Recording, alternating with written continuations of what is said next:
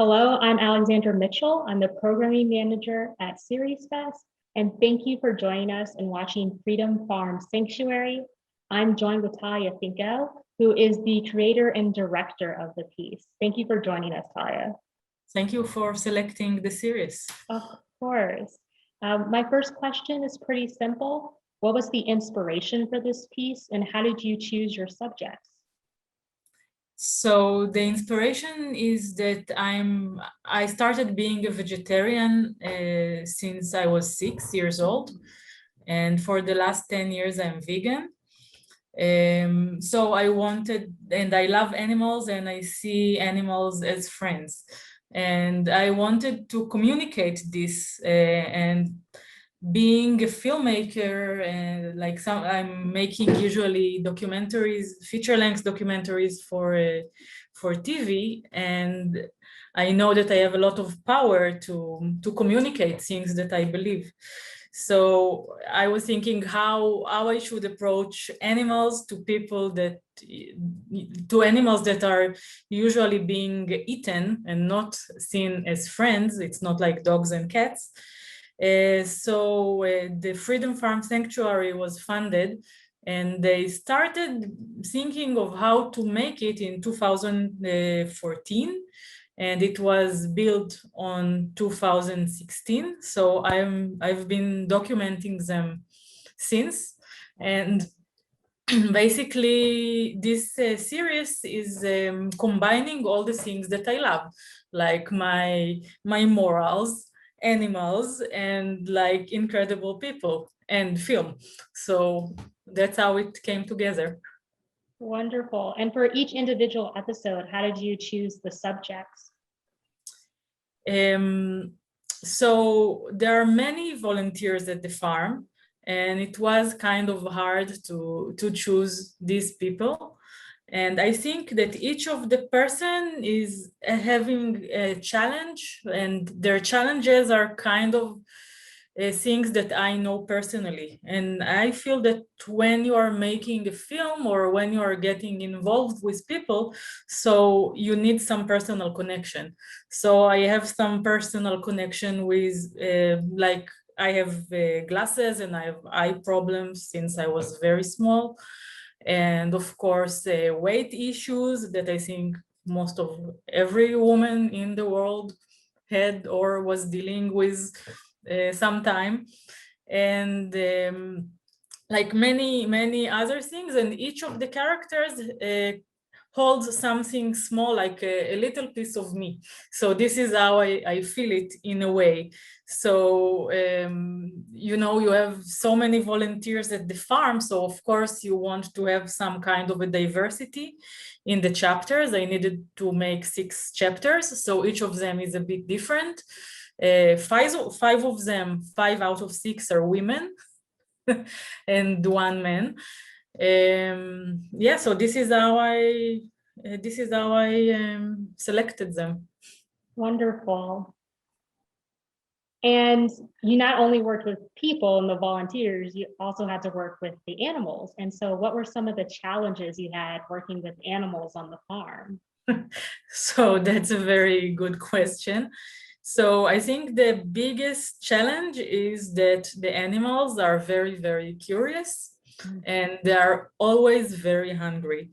And they want to taste each and every wire that the cameraman or the soundman has with them. And also they're curious about new people. So we are not like coming every day to the farm. So every time we come, even if it's once a week, we are new for the animals. So they really want to touch us, to get closer to us, and to eat the equipment. So we needed to have a person from the farm to be like, to guard the cameraman and the soundman. So if a goat comes, so he pushes the goats away or pushes the soundman away. So this is one thing. Also, the animals are not so much aware of their sizes. And it can also, like in a freedom farm, when the animals are free and they are free to run and to play and to do whatever they want, So they can step on you accidentally. And if you are standing with a camera, it can cause some problems. So of course we had the insurance for the filming, but nevertheless, this is a challenge. And another thing is that you can't tell a goat, okay, now do it again. We were not ready. So you need to be super sensitive and like to catch the moment. Which I was very lucky to have a very, very good cameraman, a DOP. His name is Yoram Milo, and he's usually filming feature films, and that's like a different kind of work that he made, but I think he did an amazing job that you can see in each of the episodes. It was a great job. And since you brought up feature films, you've directed multiple documentary features. I'd love to know a little bit more about the difference between documentary feature filmmaking and creating a docu-series. So it's different in the way that you need to think about it and the way that you need to structure it. The filming is basically the same, but in a feature length film, you have a captive audience that will sit with you for 1 hour, and you can dive into the story slowly and deeply. And here you have like 10 minutes, 8 minutes to make an episode. So you need to grip the audience very quickly, and you need to have the whole story in 10 minutes. So each of the episodes is a short film, like a standalone film, but all of them together give like, from my perspective, they give like the bigger character of the farm. So like all of them together, they build the farm and the things that build this farm, that make this farm what it is. Wow. Yeah, we're really getting, different pieces of the farm that all come together for the full series. I'd love to know a little bit about, you clearly were there from the beginning. I'd love to know kind of about how this project is continuing and your continued relationship with the farm. So actually, when I was working on it, the COVID-19 started, and like everything was frozen here in Israel. So nobody was allowed to drive more than 200 meters.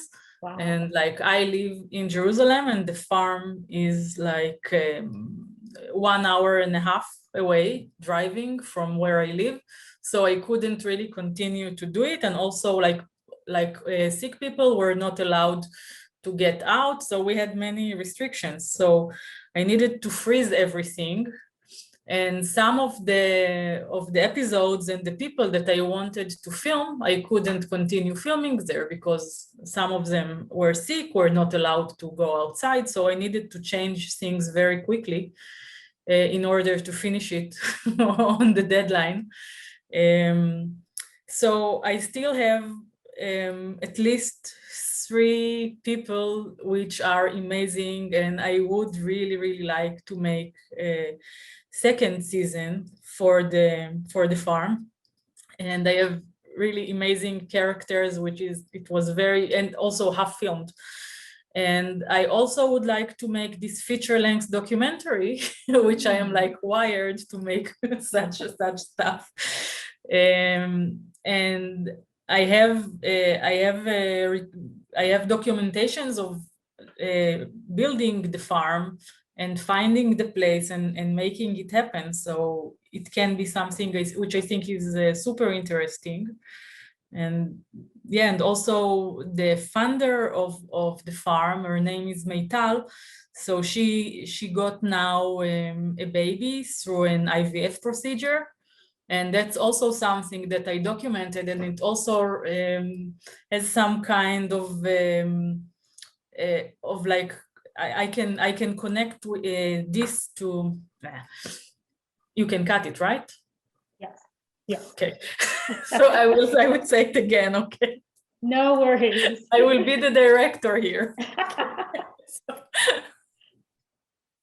So one of the founder of the farm, one of the two, Meital, got a baby through an IVF procedure, and the way she raises this new baby in the farm, and the way the whole procedure works with the farm and in relation, like in maybe opposite relation to how animals are treated and producing in, like, not in the Freedom Farm, because the Freedom Farm is only for saving animals, not to reproduce them. But it's also very, very interesting. So I would really like to make a film about that. Well, we're really excited to see what you do next. Thank you so much, Taya, for sharing Freedom Farm Sanctuary with us and allowing our audience to see it as well. Thank you. And you can also go and look more, like if you were interested, you can go to the Freedom Farm Sanctuary site and read about the animals and see more videos of them. Thank you.